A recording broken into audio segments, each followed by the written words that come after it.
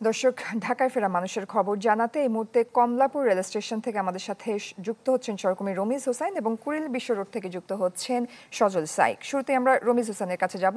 Ramiz, rail পথে ঢাকায় ফেরা মানুষের সংখ্যা কেমন দেখছেন, কি বলছে যাত্রীরা? জয়ী, এই যে কিছুক্ষণ আগে বেনাপোল বনলতা এক্সপ্রেস যেটি রাজশাহী থেকে ছেড়ে আসা, সেই ট্রেনটি কিছুক্ষণ আগে থেমেছে। আপনি দেখতে পাচ্ছেন যে বেশ বিপুল সংখ্যক যাত্রী কিন্তু এই ট্রেনটি থেকে নামছে। তবে শিডিউল বিপর্যয়ের কিন্তু কোনো ঘটনা আমরা এখন পর্যন্ত শুনতে পাইনি। তো বেশ কিছু ট্রেন যেগুলো আসছে সেগুলো 10 থেকে 15 মিনিট বিলম্বে এই কমলাপুর রেল স্টেশনে ঢুকছে, যার কারণ হিসাবে বলছেন যেহেতু ঈদের সময়টাতে প্রতিটা প্ল্যাটফর্ম থেকে অন্যান্য সময় স্বাভাবিক সময় বেশি সংখ্যক যাত্রী আসলে ট্রেনে ওঠানামা করে থাকে, যার কারণে প্রতিটা প্ল্যাটফর্মে 1 থেকে 1.5 মিনিট বা কিছু সময় কম বেশি হতে পারে, যার কারণে কিছুটা বিলম্ব হয়। তো এটাকে তারা শিডিউল বিপর্যয় আসলে বলছেন না। আর এমনি যে সমস্ত যাত্রীরা এই কমলাপুরে আসছেন বিভিন্ন গন্তব্য থেকে, তাদের সাথে কথা বলেছিলাম, শুধুমাত্র গরমের কিছুটা অস্বস্তি ছাড়া ট্রেনে কিন্তু কোনো ধরনের দুর্ভোগ নেই, এমনটাই তারা আমাদেরকে বলছেন।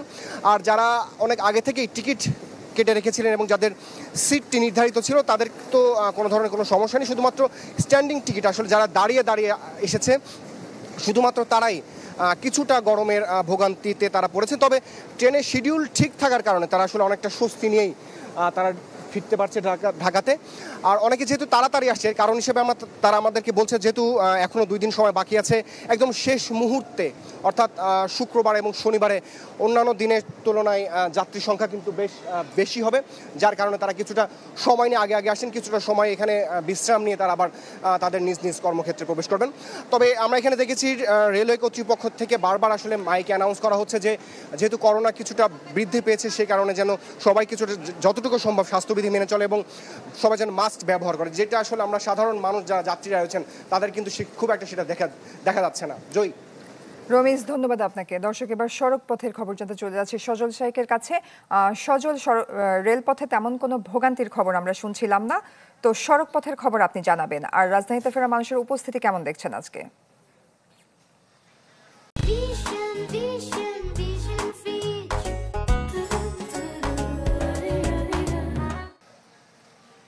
জয়ী, সড়ক পথের যে চিত্র সেটি কিন্তু স্বস্তিতেই মানুষ ঢাকা ফিরছে।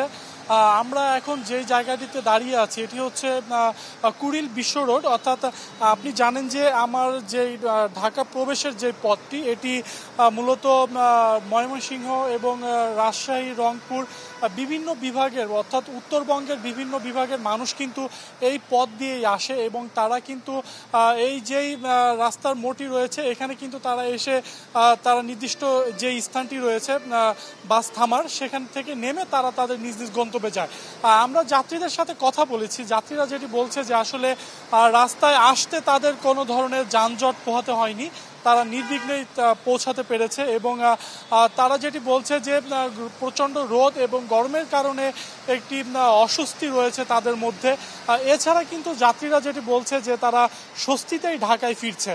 আমরা আরও যাত্রীদের সাথে কথা বলেছি, তারা যেটি বলছে যে আসলে ঈদের ছুটি এখনও কিন্তু 2 দিন বাকি রয়েছে, আর তারপরেও কিন্তু মানুষ ঢাকায় ফিরছে, কারণ যারা বেসরকারি চাকরি করে তাদের অনেকেরই কিন্তু অফিস খুলেছে এবং তাদের নিজ নিজ যেই কর্মস্থল সেই কর্মস্থলে যোগ দেওয়ার জন্য কিন্তু তারা ইতিমধ্যেই পরিবারের যেই পরিবার রেখে কিন্তু তারা ঢাকায় চলে এসেছে। আবার আরেকটা জিনিস লক্ষ্য করেছি, যারা পরিবার সহ তাদের গ্রামের বাড়ি গিয়েছিল তারা কিন্তু তাদের পরিবার নিয়েই কিন্তু আবার ঢাকায় প্রবেশ করছে। সেক্ষেত্রে কিন্তু যে শিশুরা রয়েছে তাদের কিন্তু এক ধরনের শিশুদের মাঝে কিন্তু বিরক্তি এবং অস্বস্তি আমরা লক্ষ্য করছি, কারণ এই গরমের কারণে তারা বেশ অনেকে কিন্তু অসুস্থ হয়ে যাচ্ছে।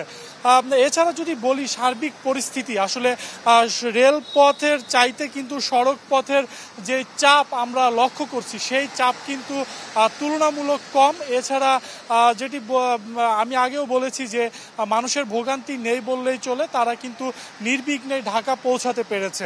জয়ী। কাজল, ধন্যবাদ আপনাকে।